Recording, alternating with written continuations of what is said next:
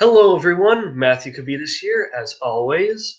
And here tonight we have a very special guest, my friend and the candidate for Barnstable's 2nd District in the Massachusetts House of Representatives, Aaron Kanzer. Aaron, would you like to introduce yourself? Say hi. Sure. Thanks, Matt. My name's Aaron Kanzer. I'm a candidate for state representative in the 2nd Barnstable District, located on Cape Cod. I'm from the district, born and raised there, and Matt's been a huge help for my campaign, especially before we won the primary. We won the primary on December 8th and September 8th. We're now the Democratic nominee for the election in November. So, And many congratulations to you for that. thank you. Uh, it's been a little difficult with scheduling, trying to get this all together. But I mean, it's actually pretty good that you've had at least a few weeks now of being the nominee to kind of give at least somewhat of a different perspective of the Yeah, primary absolutely. versus the general. So for those of you who don't know, which is probably most of you, Aaron originally ran for that seat. It's held by the Democrat Brian Mannell, 2 terms. He was originally still running. And Christian joined us. Say hi, Christian. And Christian, this is Aaron. Aaron, this is Christian. He Hi, Christian. seems busy at the moment. So, Yeah. but anyway, so Brian Mannell originally held the seat and was originally still running when Aaron announced his candidacy. However, he withdrew to run for the state Senate race and then dropped out entirely. Uh, so, Aaron, let's talk about first to kind of connect with that. Why did you jump in this race, especially when there's, when you started an incumbent state rep and now you're facing uh, basically, for those of you who aren't familiar with Barnstable's town government, as a city councilor now. What and Aaron, you're an appointed member of the Barnstable Housing Committee, which is impressive, but you obviously don't have the same name recognition that Will Crocker or Brian Mannell does. So why did you get into the race? Well, I mean, foremost, I was very, very concerned with the wastewater issues down here in Cape Cod. I worked on a research project when I was a student at Northeastern. Very, very concerned as to the direction I was going in and the timeline. So, sort of came one thing to the next, and I said, well, you know what? I might win, I might lose, but I want to run for office to bring a higher level of awareness for this wastewater issue as it becomes much, much more prevalent, costly, and dangerous as we move forward without any solutions at bay right now. The name recognition, I don't think it's been as much of an obstruction at this point. We've worked very hard, built some sort of name recognition for ourselves, and I mean, door to door to door, we seem that we're doing okay. So, obviously it's hard to know what role that will have until the election actually happens, but we're very optimistic now, and I think we're very optimistic about our chances for the general election. All right. For further context, after Brian Mannell dropped out, Margot Weber, who is the chairwoman of the Barnstable School Committee, then announced her candidacy, and Aaron, as he alluded to earlier, defeated her with 60% of the vote on primary day in Massachusetts. So so I guess what is the biggest thing? You kind of already said it, but what's the biggest thing that you want to focus on if you're elected? I mean, first of all, obviously the wastewater issue is a big deal. We aren't moving, in my opinion, at a fast enough pace in order to solve the issue. Sorry. Also, sorry, I heard something. There's also, I'd say, affordability issue. I'm sorry, that was weird noise. Affordability issue things are just way too costly down here. Very, very concerned as to how young people of my age are going to be able to afford to live here. I think, but most importantly, however, one thing that I want to focus on, and I don't think it gets focused on enough, is constituent services. I'm paid to represent people. I'm sent up to Beacon Hill to represent people. Therefore, I should be representing people. Yes, it's nice to say that I have agendas or issues or possible solutions, but the majority of my time should be spent helping people on a day-to-day basis down in the district, whatever their requests are, pointing them in the right direction, advocating on behalf of their views. Finally, making sure that a majority of my time is spent on actually representing people. And that's something that I really want to make sure is very, very prevalent if I'm fortunate enough to be elected. All right. So, for another piece of context, Aaron wasn't the only young person to win on the Cape primary night. He's 21. Julian Sear won the Democratic nomination for the Cape and Islands State Senate District. He's 30. And Dylan Fernandez, 26, won the Democratic nomination for the Barnstable, Dukes, and Nantucket House District. And of course, this is a curious phenomenon, seeing as the Cape is predominantly older people, more so in the summer months, but especially year-round residents tend to be either older or close to retirement. So, Aaron, what do you think is kind of an explanation for that sort of reversal of that sort of dichotomy between the voting base and the candidates who have been selected? Well, I think it goes together perfectly. I think in what I found door to door to door is that there's a lot of elderly people, obviously, that are living in the district. It's an older district. And they all sort of continue to live in this area and are curious to see where other changes could come about. I know there are a lot of young people that ran and a lot of young people that won. And people, they claim maybe the Bernie Sanders phenomena or just, political climate. My firm belief is just sort of an anomaly in a sense. A lot of hardworking young people decide to run. There were a lot of young people that actually lost too. It's a good sign that more young people are running, but why? I'm not really so sure. I know my decision to run was based off of a single issue, and that manifested into finding out other issues. I don't know. Mine necessarily wasn't in accordance with like a Bernie Sanders phenomenon. It was more or less, well, I'm concerned about this issue. What can I do about it? Well, I can run for office. So, it's great that young people won. But in general, it only matters if it's a young person or whether it's an old person, as long as they can do the job well. Age doesn't really matter. I think it really shouldn't matter as much as maybe people are advertising it. So. All right, awesome, and that's a very interesting sort of turnaround from a lot of young people who have run because they've been inspired by the Bernie Sanders phenomenon. So it's interesting how that isn't necessarily always the case in the same election cycle. Yeah. So a big issue, two big issues, I guess, facing Massachusetts right now that will be ballot questions in November are the legalization of marijuana and then the issue of lifting the cap on charter schools, obviously igniting a lot of very firm beliefs and very entrenched opinions. So I'd like to know your take on it. It's obviously very, very interesting considering that the district you will be representing if you win is one that is a very drug infested, I guess you could say, district, at least in comparison to the rest of the state.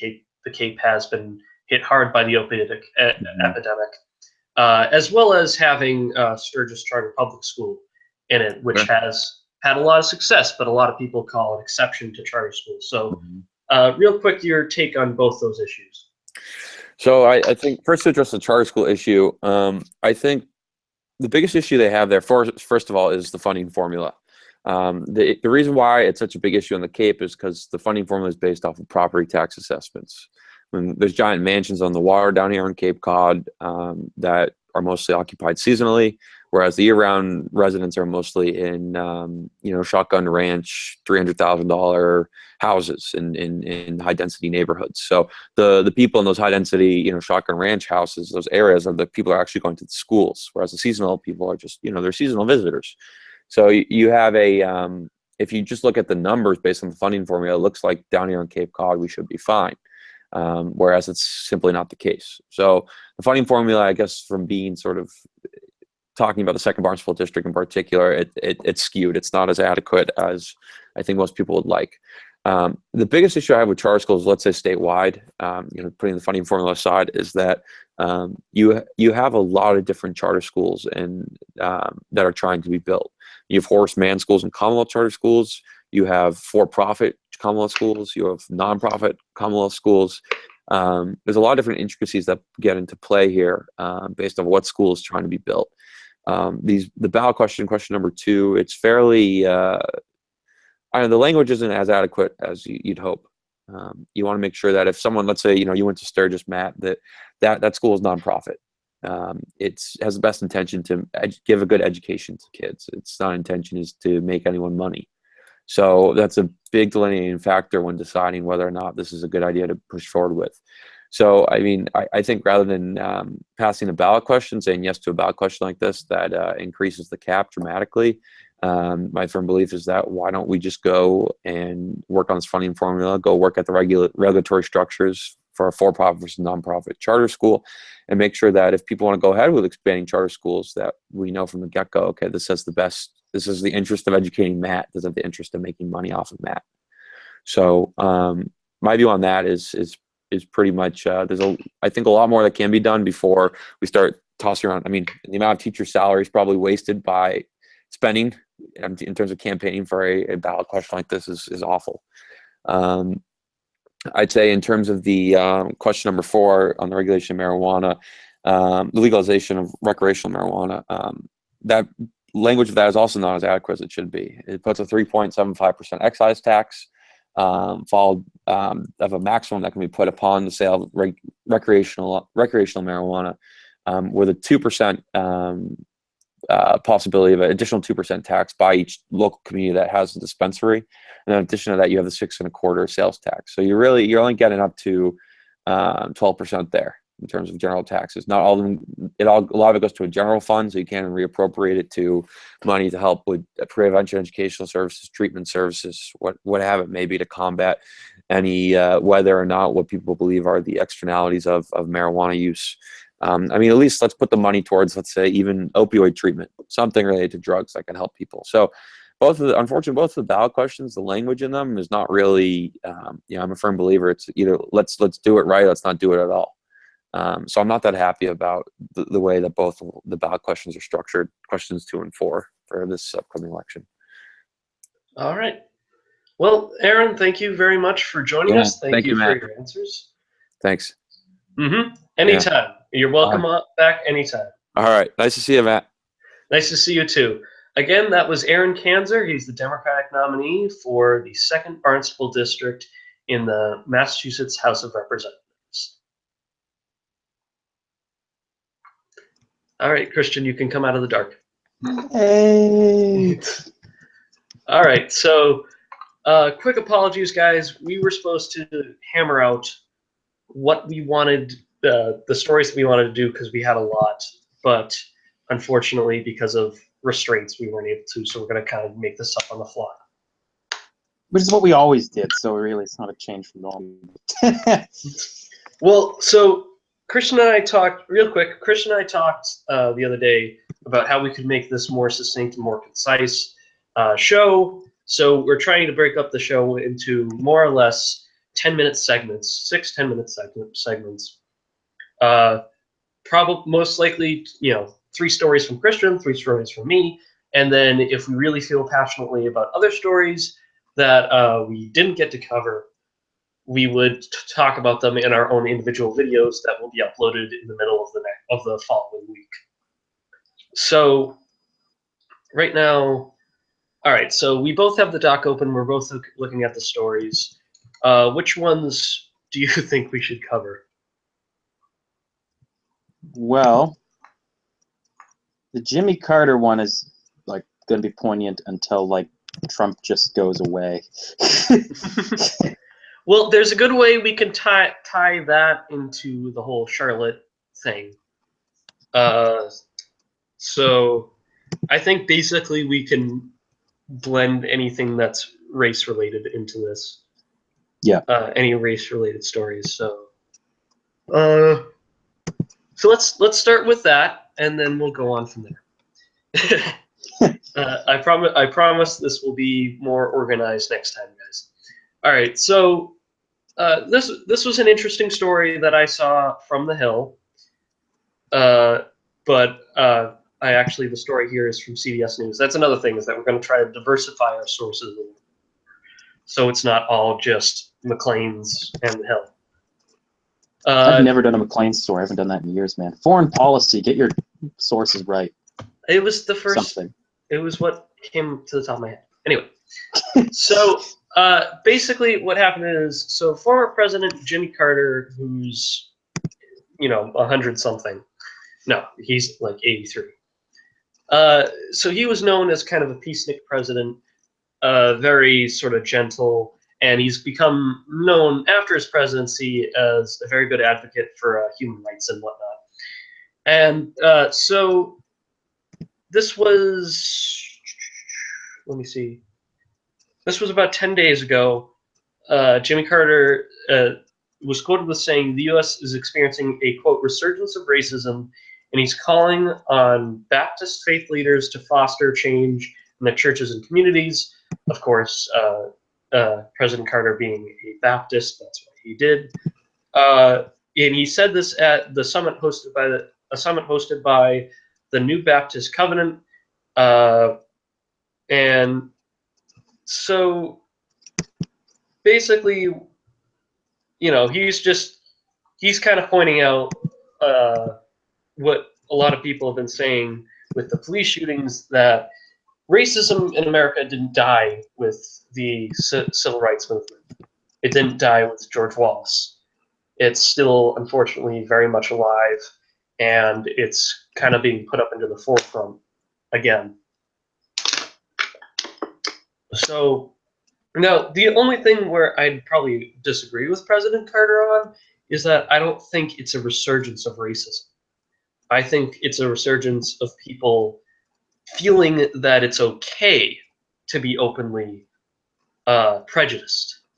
And I don't say racist because a lot of people don't view themselves as racist, even if to other observers they may seem as so. And just calling them racist doesn't really help the conversation, at least in terms of trying to persuade those people to stop having the views that they do, that are deemed racist by other people. Well, if they're being racist, why wouldn't you call them racist? I mean, if they have racist beliefs and they act in a racist manner publicly. Well, so okay, it depends. Like, if obviously someone's shoving the N-word or saying all black people are lazy or something like that, all right, they're definitely like that's a definite obvious thing right there, where you have to be like, okay, that person can't be part of the conversation because they're stupid and they need to stop. They need to know that they're being racist. Whereas a lot of people who are saying stuff like all lives matter, or are defending police officers before they defend black people, they don't necessarily see themselves as being racist. Of course, there's the big thing of black people need to listen to the cops, and they need to fix their own communities first.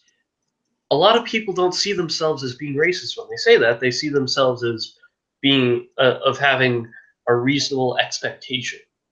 That's a reasonable expectation for those groups, for that group of people, without the context of what, at least what we perceive as these sort of inherent injustices against black people is an entirely unreasonable expectation.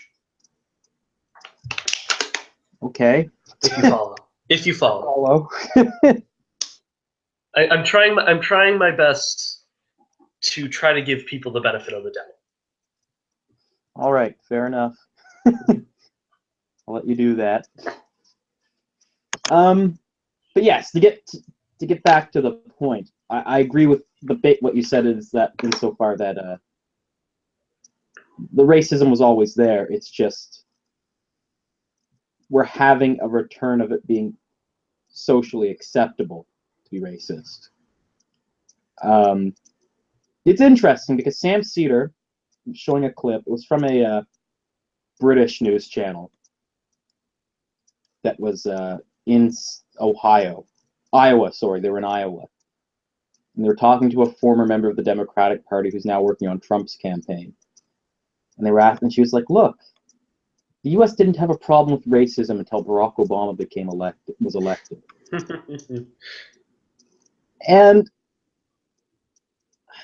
I think that's the same thing. No, the racism was there. It's just Barack Obama being elected, I think, gave people who were racist, had racist beliefs, sort of a sense of urgency. That they had to be racist now because the black people now had the presidency, and that was a problem.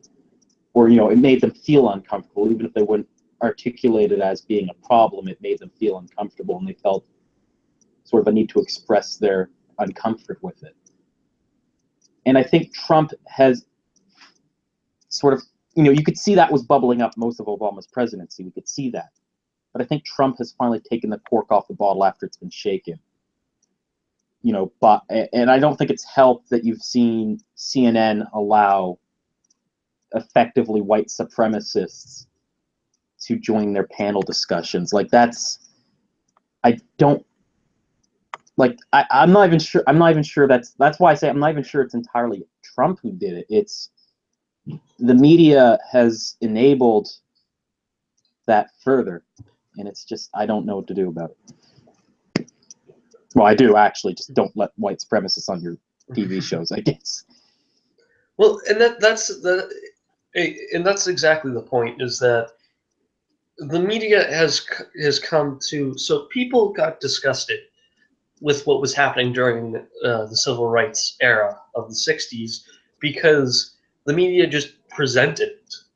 They didn't give any sort of spin. They didn't say, what one thing or other. They're like, hey, this is happening. And of course, there would be a few times where people would be like, yeah, and that's pretty fucked up that this is going on.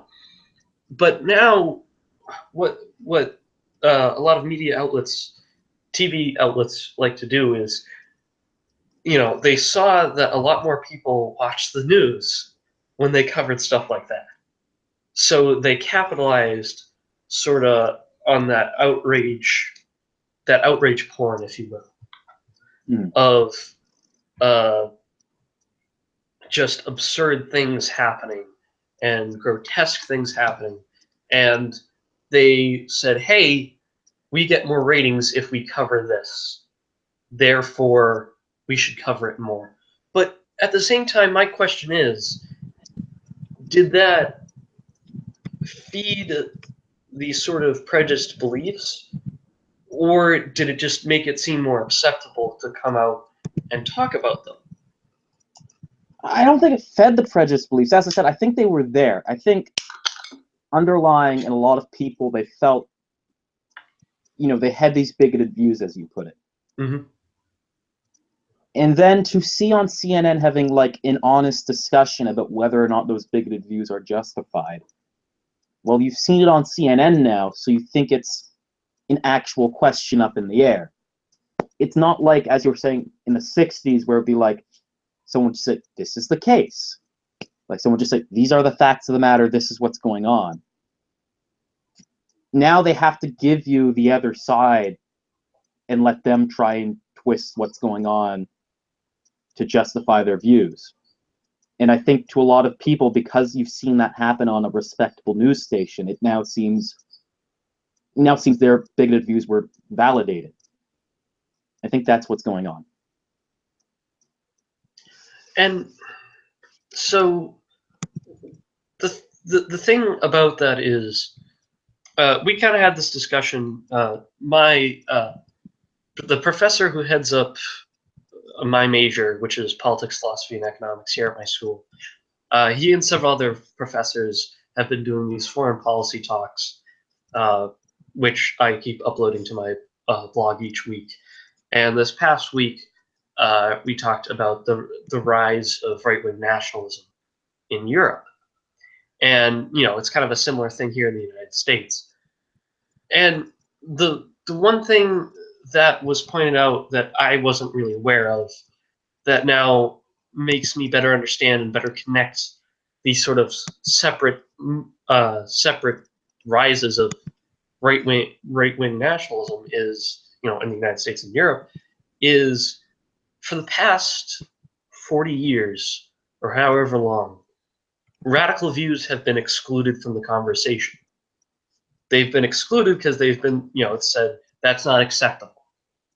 So that's why people kind of shut up, at least in the past 30 years, have kind of shut up with their more vile rhetoric. It's not that it went away, it's that people felt that it wasn't socially acceptable anymore. And now, and now people feed on outrage porn, so the media focuses on these radical people like UKIP and like La Front National and like Donald Trump and Alternative for Deutschland, and so then it suddenly becomes, yeah. So I'm basically reiterating in that kind of context what we've just been saying. Yeah. But so I guess to segue into the follow-up discussion about police brutality and police shootings that we're going to have, I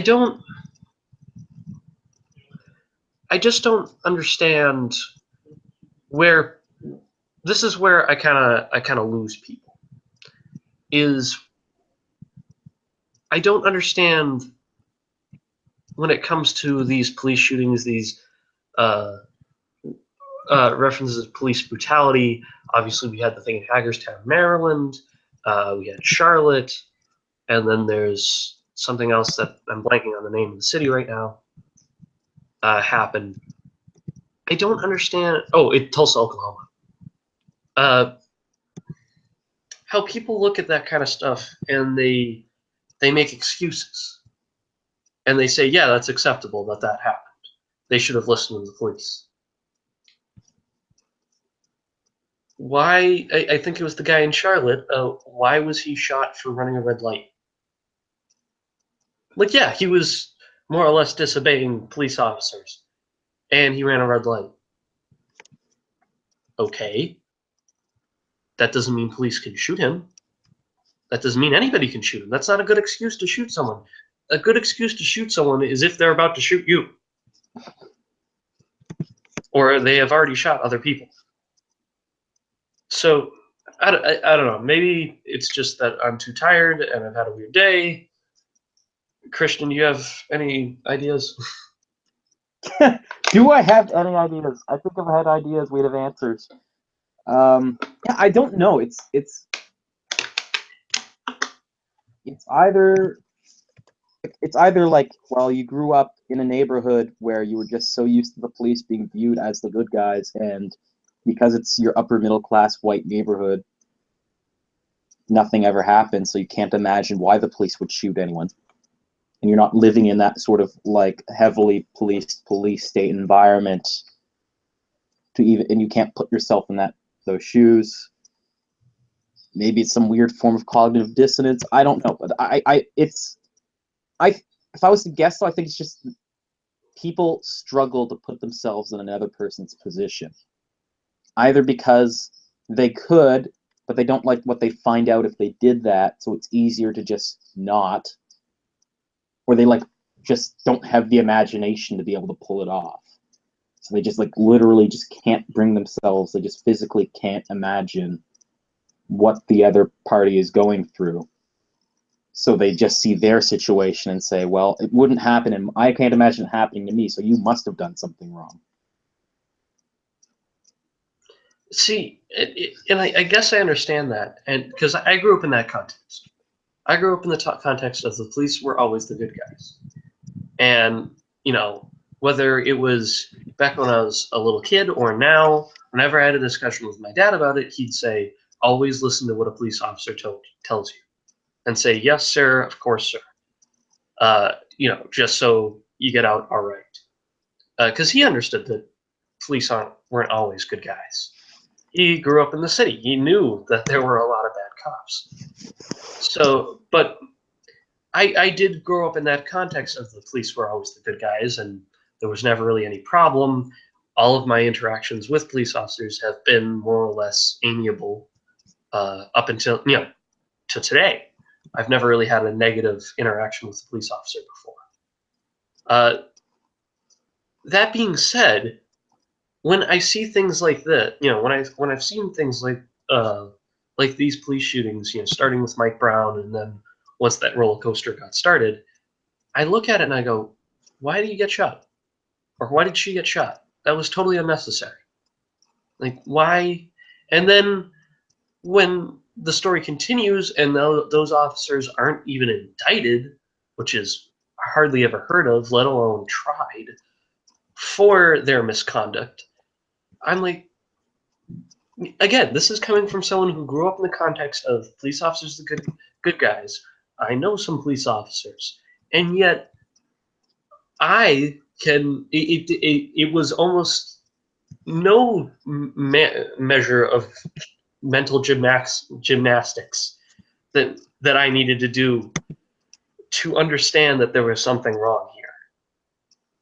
And I guess at the end of the day, here's the thing. I get it, when somebody cries wolf, you're immediately skeptical, especially if it's against views that you already have, right? But the thing is, when thousands upon thousands, maybe even millions of people are crying the same wolf, and you keep seeing that wolf, the vile acts of that wolf on camera, how could you possibly look at that situation still and be like, oh yeah, well, the wolf's right? I don't know. It's hard for me to understand, because maybe it's just because I have a good deal of empathy, and because I can put myself in other people's shoes pretty. And I'm sure another part of it is what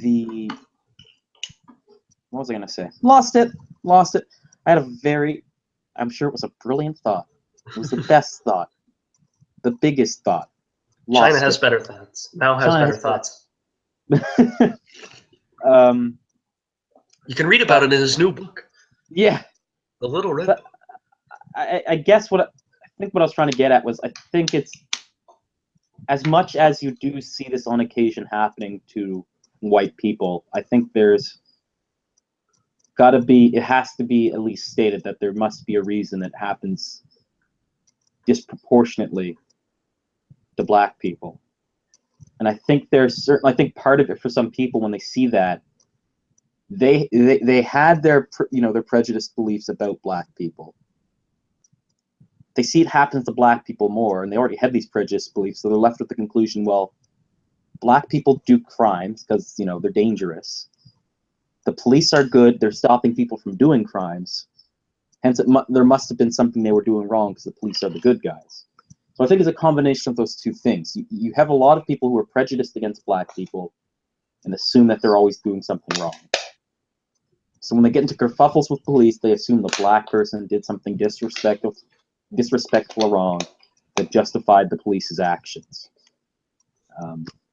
Like, you see it a lot when you see like Sean Hannity types talking about, it's like, well, the black people just don't, there's not enough respect for the police anymore these days. I think it's that. It's, they had their prejudiced belief, the police are the good guys. If anything happens, if anything goes wrong, it was not the police officer's fault because they were the good guys, and it's only made worse when a black person is the person who shot because you assume the black person was bad. And, I think that's... Oh. Christian accidentally left. See? Well, all right. I was about to make a point, and then he left. I don't think he wanted to hear my opinion. All right, let's wait patiently. All right. So basically, what I was going to say was that I definitely think that's a good chunk of the people who are opposed to Black Lives Matter, and when they see these issues come up, they immediately jump to the police officer's defense. At the same time, I think that it's also a little bit of possibly. Oh, hello. Did you accidentally hit the exit button or something?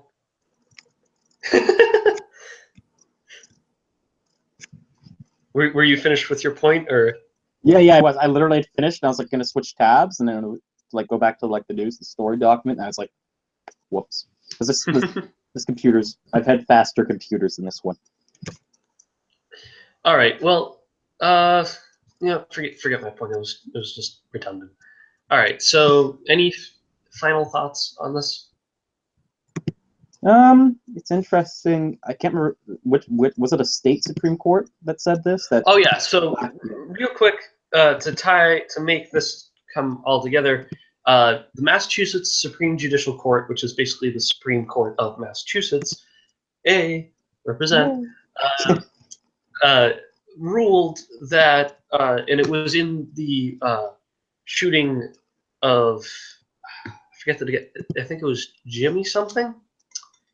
Began with a W, I think. I can't remember. Here, let me look at the story. But basically, what they did was they ruled that. I'm trying to find the story. Oh, here we go. So they basically ruled that black people or black men in specific, have a legitimate reason to run from the police because of the history. Jimmy Warren, that was his name. So just let me read the story real quick, because maybe not a lot of people are familiar with this, because this is Massachusetts, even though this does come from the Independent. Black men running from police have a legitimate reason to do so. A Supreme Court in the U.S. has ruled. The Massachusetts Supreme Judicial Court has ruled throughout the 2011 gun conviction of Jimmy Warren after ruling police did not have a legitimate reason to stop him, and the fact he ran away should not be used against him. So basically what they're saying is that because of the history of the targeting of black people, at least in Massachusetts specifically, because this is centered around a Massachusetts case, Jimmy Warren and other people like him, even if they have done nothing wrong, have a legitimate reason to flee from police. Now, of course, this has been a staple of the people who disagree with actions such as that, in their arguments of listen to the police, don't run away from them. If you run away from them, you look suspicious. No wonder why they shoot you. Still don't see why running away equals the go-ahead to kill someone or potentially kill them, unless they're a convicted terrorist, or unless they're a confirmed terrorist or something like that.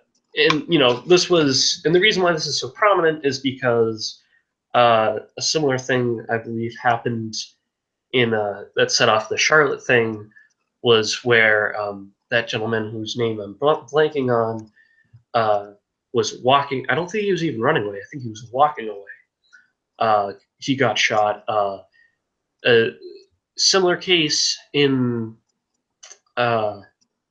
South Carolina, I believe it was Freddie Gray. I believe that it was him. He ran away from a police officer and was shot in the back. Of course, when the Mike Brown incident first happened, it was believed that he was shot from behind. So he was running away from the officer, and I think the autopsy eventually did show that he did run away from the officer at some point, though a little murky. But nevertheless, point is that that because of the history and because of the context, especially now, of so many high-profile cases of black individuals doing little to nothing to provoke police officers being killed or seriously injured, that now, despite it despite it being wrong, despite them not that they should not be doing that, they have. It's reasonable for them to flee from police if they fear for their own life. So, yay, Massachusetts. 1 second. So, so real quick to tie into that, I wanted to talk about Tommy Lahren. Of course, she is she gained prominence with the whole Colin Kaepernick thing, at least in terms of a general audience, where she lampooned him, but has actually been a big star, at least among conservative thinking people on Facebook for apparently quite some time. She's a fairly young woman. She has her own show on The Blaze, where she has these, I forget what they're called, but basically she just rips people for like 5 minutes, with the sort of cut and dry, easy to expect conservative talking points. And the reason why I call them talking points is because everybody uses them. They're not necessarily disseminated by an official or by some sort of campaign manager or communications director, but just they're popular opinions. So basically what I wanted to say real quick was that, so it doesn't really matter her opinion. Yes, I disagree with her. And, that's part of why I don't like her. I really don't like her, though, because of her tapping into this sort of what I like to call the instant outrage machine that I kind of talked about earlier, that's been going on since the sort of advent of social media and the real kickoff of it, I'd say probably since 2012, 2013, where people, something happens in the news, people react to it in a very visceral, very ignorant, no matter their opinion, very ignorant way, but they just react, and then people react to that, and it just feeds this sort of compounding, exponential cycle of people getting outraged and angry about things they should be outraged about, but there's little to no intelligent discussion or room for nuance. And she really capitalizes on this. And that's the problem, is that she capitalizes on this to make money. So she kind of has this outlet for people who share her views to continue in this sort of outrage, instant outrage. And I don't know, it's just disgusting. She's a disgusting person for cashing in. Are you familiar with her at all, Christian? Tommy, whatever her name is. Lahren. It's Tomi, and then Lahren. She's the Huffington Post article that I have. Yeah, I know that. I know that. I have it open. I was trying to pronounce her last name. Lahren. Yeah, I'm aware of her. I've seen her videos, but no, I don't really watch her. I don't care to watch her. I've seen a few clips of her and just said, that's not a very bright person. Okay. I didn't know what she was on. I thought she was on some obscure Christian website show, and I was like, that's fine. She can be crazy all by herself. I didn't know she had a platform. Well, basically, I mean, the Blaze isn't that big of a deal. No one really cares about the Blaze. Yeah. But so I guess what's your response to my sort of my theory about this instant outrage machine?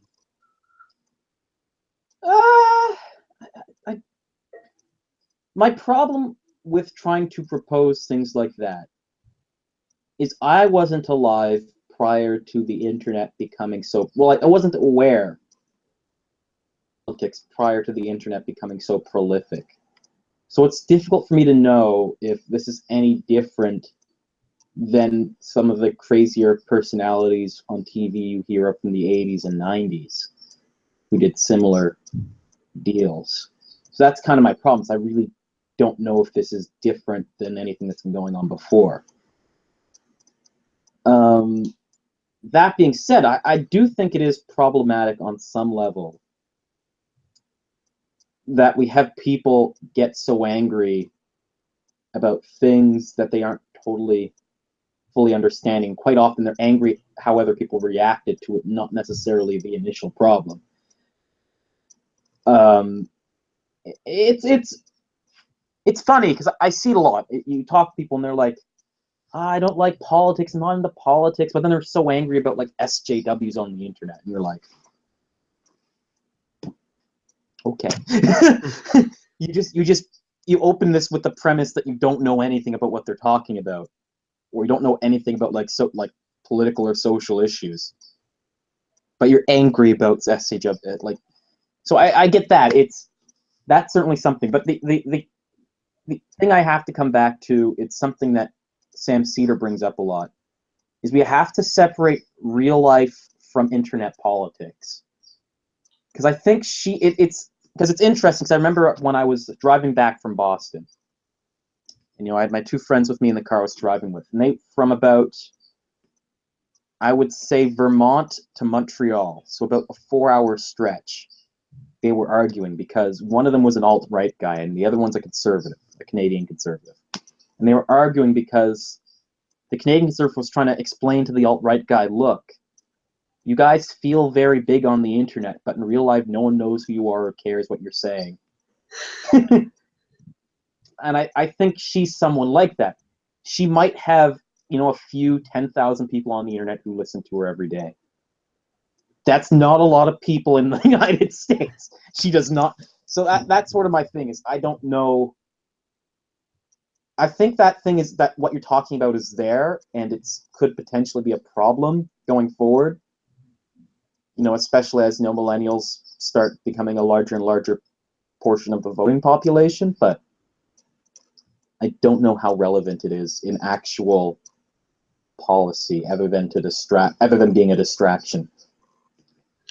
Well, see, the thing that it is that originally, at least, I think the people who capitalized off this, I guess prime suspect number one, at least from my experience, was The Amazing Atheist. And it's, to me, it's this sort of teenager way of looking at the world, this sort of, early teenager way of looking at the world, because, when I was an early teen, The Amazing Atheist was my hero, because, and I think that's because I just gotten to that age where I started to understand all that was wrong with the world, and I kind of got angry about sort of all the false niceties that had been placed before me for the past however many years, whether it was that Santa was real, or that that whole religious thing, which is really what set off The Amazing Atheist, or it's the fakeness of corporate television or whatever. I just started to understand how fake everything was, and how complex things really were. It wasn't really all sunshine and happiness, and that and of course I channeled that anger much like The Amazing Atheist. And so originally, Yeah. So my fear is that, originally it started with people like that who were on the fringe. Yeah. And then now it's become more and more, they've become more and more normalized with people like Tommy Lahren. And not only that, but it's manifested itself as a political candidate, Donald Trump. I think Donald Trump is really the embodiment I don't think of Donald outrage. Trump is. I don't think Donald Trump's an embodiment of that. I think they're a portion of him, but I agree. It's something that Madison has said. The conservative friend I have is he's not that. He's the old. They're a portion of it, but those people don't vote. Those people aren't an effective political movement. The effective political movement is like the Dixiecrats who are still alive, and their kids. That's what's propelling Donald Trump. And it's funny because those people, these Tommy Lauren people, they think Donald Trump's their guy. But if you actually listen to what he says half the time, he disagrees with them.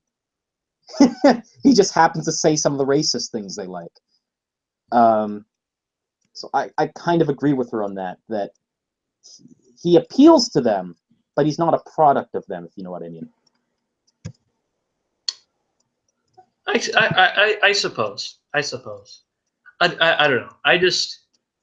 I think the end result is, whether, no matter what exactly they do or whatever, I don't like their presence. I think they're a negative influence on the discussion, and yeah, they don't have much of a presence outside of the internet, which, thank God for that. Ironically, when you're talking about the Amazing Atheist. Yeah. But I'm just afraid of them becoming a bigger deal, and it really, they at least personify people's unwillingness to hear other opinions, just getting outraged and then not willing to hear another side and thinking all the other sides are despicable. Yeah, certainly. It's interesting because it was interesting to hear Madison's perspective on why she thinks that entire group came into being. I'm not sure I agree, but I found it interesting. She was saying that she thinks it exists because it's a failure of the conservative movement to actually propose have a populist message, right?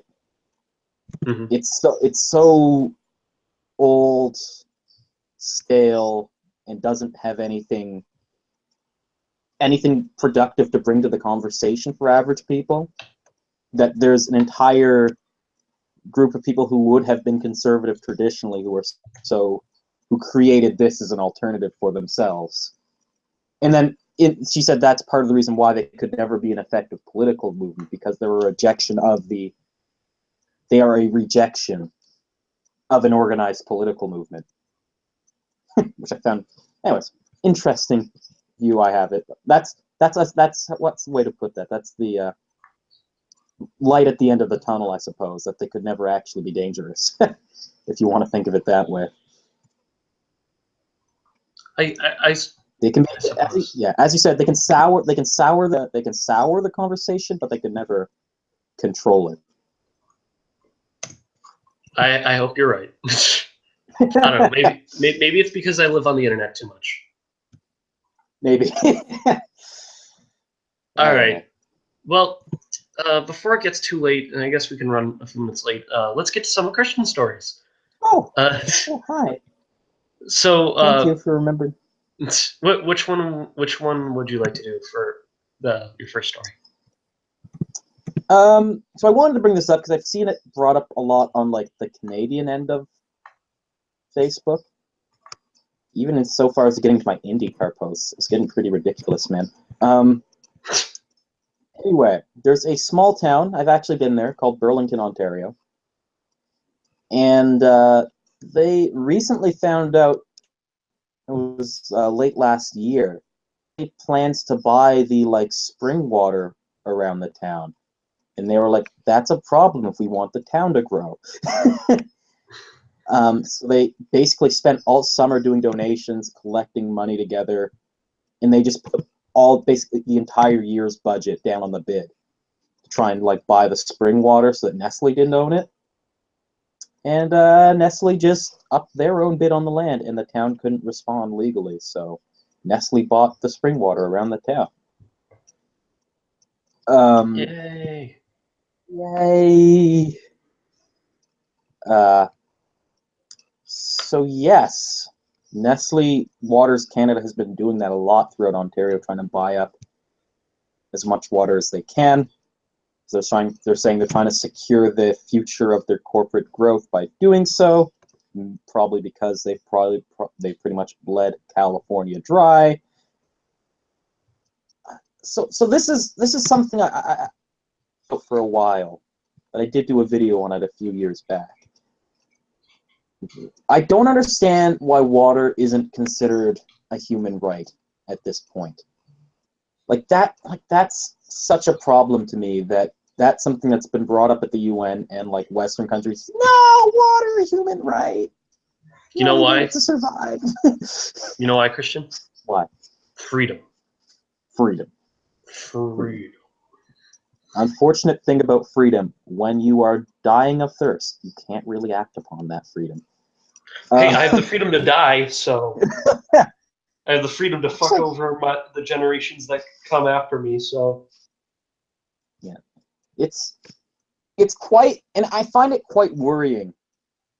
I find it worrying that is normal for us to think, yes, a multinational company can be more powerful than a local government.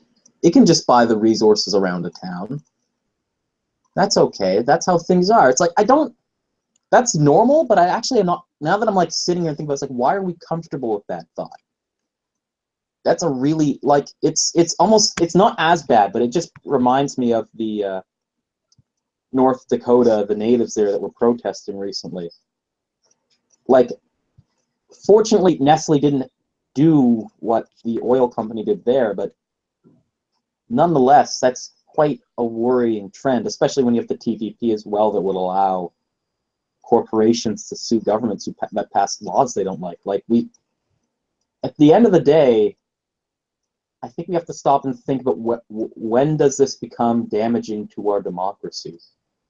That public opinion is irrelevant in the face of international corporate power. I wanted to say, so I found it was brought up on the Young Turks one time when I was watching it, which also can possibly be part of the outrage problem that I was talking earlier. But they make some good points every once in a while. And one study that they cited, which I can't find again for the life of me, probably because I'm just not looking at the keywords correctly, was a study was done to see the correlation between public opinion and bills passed and the opinion and needs of donors. There was a 95% correlation between bills passed and bills donors wanted to pass, and almost no correlation between bills passed and what constituents wanted. So I think, and this is, I think, the big reason why people don't vote.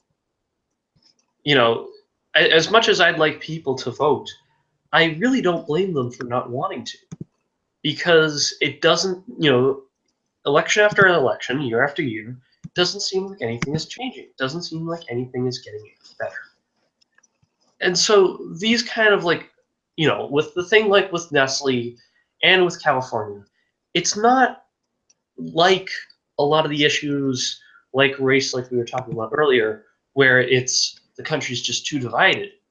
People are pretty aware of what's going on, and they have a pretty good idea of what's going on. And we have, and it's pretty well. We've got a pretty big consensus of what's wrong in this case, but we realize how broken the system is, and we feel powerless to do anything about it.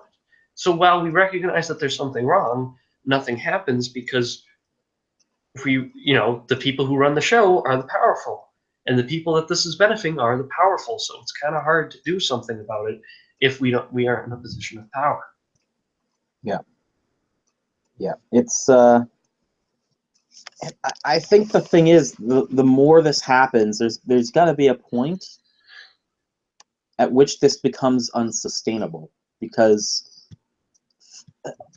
I think we're going back to the core problem that we had historically with this capitalist system, right? Which was, it reached a point where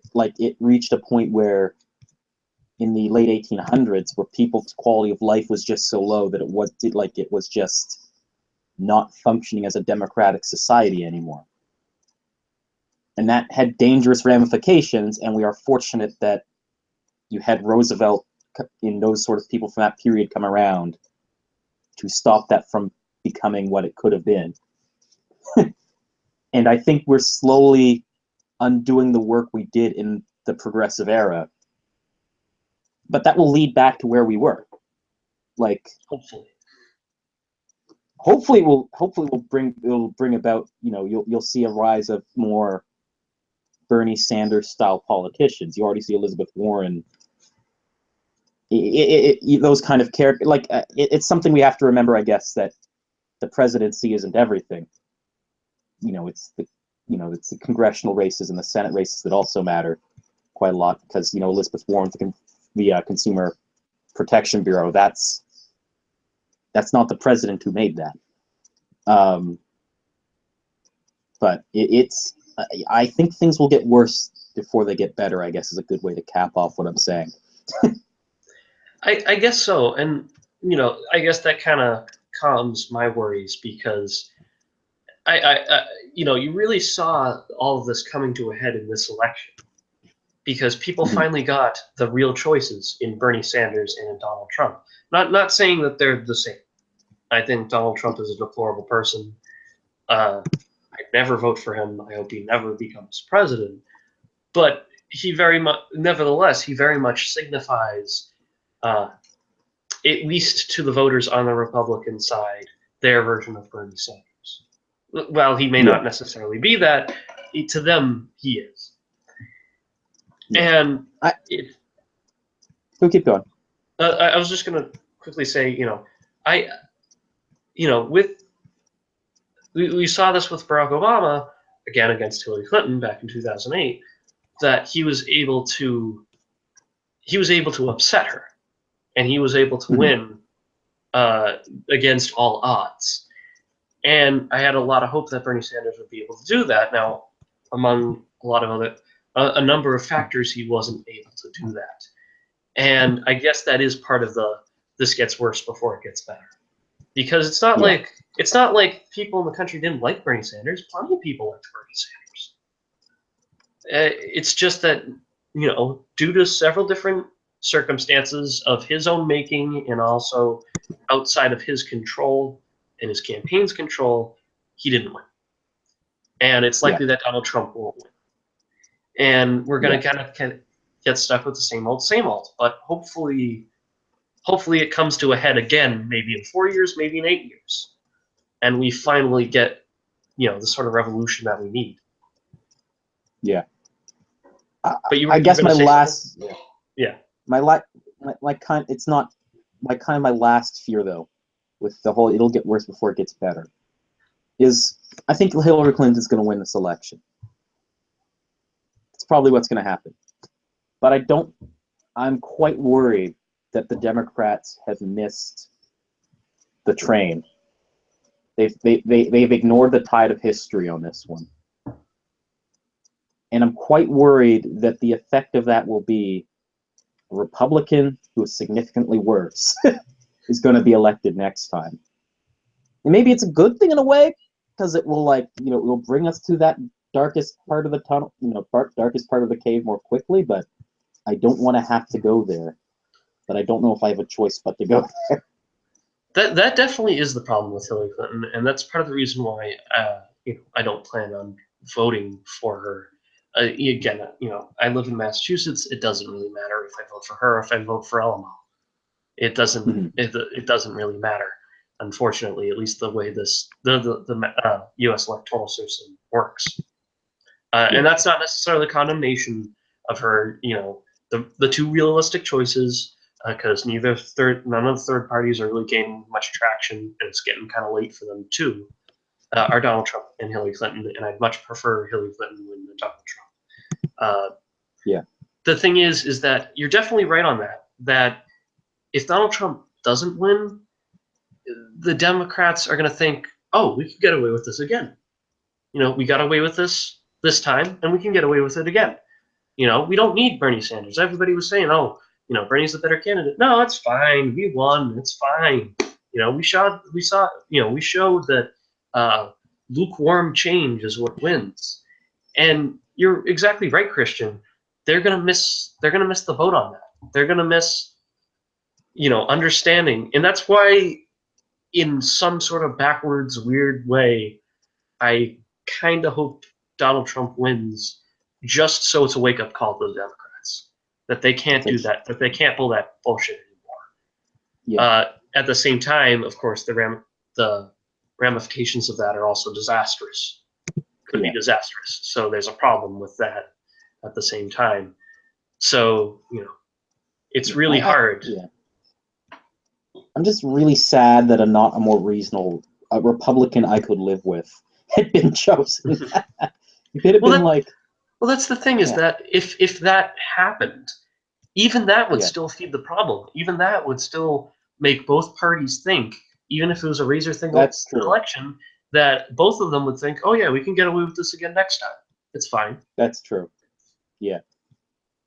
So I guess you need an outsider to upset someone for this to work. It's just it'll just take, or you have someone who comes off as establishment who gets in and then just isn't, which I guess is what Roosevelt was in a nutshell. That's your alternative. Anyway. All right. I think that's where I wanted to get to with that. Do you have? I think we have enough time. Well, we can leave enough time for one more story that you want to do. Okay, we'll just do this one because I found it fun and silly and weird and horrifying all at once. I don't know. I'm kind of entertained by the upset about how much butts spent on moving. Oh, that's not. I didn't know, but I didn't know. But had to pay money to move. That's interesting. So yes, this one. In 2013, police in Rome broke up a prostitution ring, which involved a 14-year-old and a 15-year-old girl being pimped out in a suburb of Rome. That's gross. That's gross. So anyways, the judge handed out the sentencing today, requiring that the unnamed 35-year-old man behind the ring give the 15-year-old victim works including Virginia Woolf, Anne Frank's diary, and poems of Emily Dickinson, as well as pay for her to see 2 feminist-themed films to teach her modesty, as well as go to prison for 2 years. At first, I was like, I went through 3 stages with this. I was like, first, that's really bad. That's just, wow. He's blaming the 15-year-old girl here. Then I was like, I guess he is making the guy go to prison for 2 years. Then I came back around to wait, only 2 years for pimping a 15-year-old and a 14-year-old girl, and paying for 3 books and 2 films? What? Then I got really angry again. Wow. That's wow. This is interesting because my philosophy class is actually debating whether or not prostitution should be legalized / decriminalized. Did you say Who's Afraid of Virginia Woolf is on that list? Yeah, I did. I don't know how that ties into modesty, but okay. I read Who's Afraid of Virginia Woolf last year in my English class, and let me tell you, it's not about modesty. I don't think it is Who's Afraid of Virginia Woolf. I think it is Works by Virginia Woolf. Oh, Works by Virginia Woolf. Yeah. Oh, okay. I don't. Oh, okay. I was confused. Yeah, I was gonna say I was really confused for a second. I was like, I don't think the judge knows what that means. No. All right. Works by Virginia Woolf. Yeah. I don't know. That's pretty. Yeah, that's pretty cut and dry. That's just fucked up. Just what? Yeah. No, and I don't get these sentences. Just last week, a man in Nantucket, an island off the coast of Cape Cod, and made big headlines in Cape Cod Times, was convicted of raping a 4-year-old girl. Ugh. Yeah. And he got 5 years in prison. That's all right, good. The guy's going away. 5 years? No, the guy should be in there for lifetime. The guy should be there in for like. I know it's funny coming from a liberal who is usually seen as soft on crime. When it comes to rape and stuff like that, I don't, even if it's, Brock Turner only got like a few months. So 5 years seems kind of harsh in comparison. I don't care. I think those people should be locked up for, okay, maybe not a lifetime, at least a decade. At least a decade. Because raping someone is absolutely wrong. What, it would be bad if it was just 2 years in prison for running a prostitution ring with 2 underage girls. That would be bad. Well, that is bad. And if that's all he did was give him 2 years for that, that would be bad. But then to add the extra slice on top that now you're going to give the girl stuff on modesty. Because it's also the girl's fault. She wasn't modest enough. I'm like, teen, she can't consent to any of this. That's not on her. Him putting her in those positions is not on her. Even if she said she signed up for that, it's still not on her. She can't consent to these actions. She can't legally consent. It doesn't matter. It doesn't matter intention. It doesn't matter if she. It doesn't matter if she signed a legal document stating, yes, I'm okay with this. She's underage. She can't. Yeah. Not to mention, like 95. This is a statistic I'm totally pulling out of my rear. 95% of prostitutes don't do it willingly. Mm-hmm. So now I don't know the particular details of this case, but I'm guessing there's at least 1 or 2 girls in there who weren't there by choice. Yeah. And even if they were there by choice, a lot of the time they aren't treated very well by their pimps. Yeah. So I don't know. Just I find especially sexual crimes to be disgusting, and I really, really don't understand why they aren't any harsher than they are. Because, I know you shouldn't do this appeal to emotion, but in this case, I think you can make an exception. What if that was your mom? What if that was your daughter? What if that was your niece? What if that was your grandmother? What if that was your granddaughter? What if that was anybody related to you? Would you want them to get off after only 2 years? No, you'd want them locked up for a lifetime. So why do you think it's any different for the families of victims, other families of victims? I don't get it. Look, I don't believe in punishing someone for the sake of punishing. But at some point you have to say, this guy's kind of a danger to society. This guy's not like... I think this is something... Because to my understanding, this is not something that... It's not like when you commit manslaughter. That's something I think you can get someone to move past. You can rehabilitate someone. When it's this, I don't feel there's that capacity. Because you can't change that element of that person. So you just have something that you like.